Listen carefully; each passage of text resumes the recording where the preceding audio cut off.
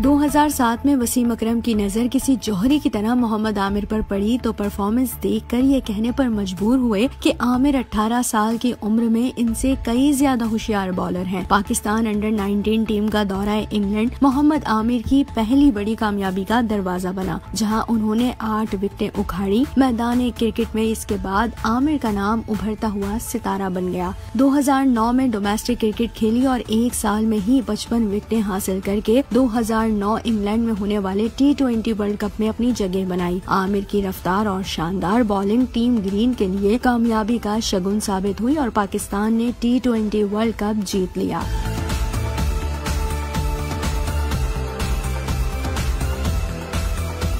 ODI matches में आमिर ने इब्तदाई तौर पर एक अच्छा स्टार्ट लिया। 2009 में न्यूजीलैंड के खिलाफ अबू धाबी में खेले जाने वाले वनडे इंटरनेशनल में सईद अजमल के साथ 106 रन की पार्टनरशिप कायम की। गो के पाकिस्तान 7 रन से न्यूजीलैंड को शिकस्त देने में नाकाम रहा, लेकिन Aamir man of the match बनकर शायकीन क्रिकेट के दिलो दिमाग पर छा गए। मोहम्मद आमिर ने 36 टेस्ट मैचेस में 116 विकेट्स ली। सन 2010 में इंग्लैंड और ऑस्ट्रेलिया के खिलाफ खेली जाने वाली टेस्ट सीरीज में भी उम्दा कारकर्दगी दिखाई। इंग्लैंड के खिलाफ 4 टेस्ट मैचेस की सीरीज में 20 विकेट्स हासिल की, लेकिन लॉर्ड्स में खेले गए 74 टेस्ट मैच में स्पॉट फिक्सिंग के इल्जाम का दुरुस्त साबित होना आमिर के कैरियर को बुरी तरह मुतासिर कर गया। 5 साल की सजा के बाद सन 2016 में बैनुल अक़वामी क्रिकेट में दोबारा कदम रखे और एक बार फिर मैदान मार लिया। कई नशेबो फराज और नजर न आने वाले टॉर्चर से गुजरते इस खिलाड़ी ने 2019 में टेस्ट, 2020 में इंटरनेशनल क्रिकेट से रिटायरमेंट का ऐलान करके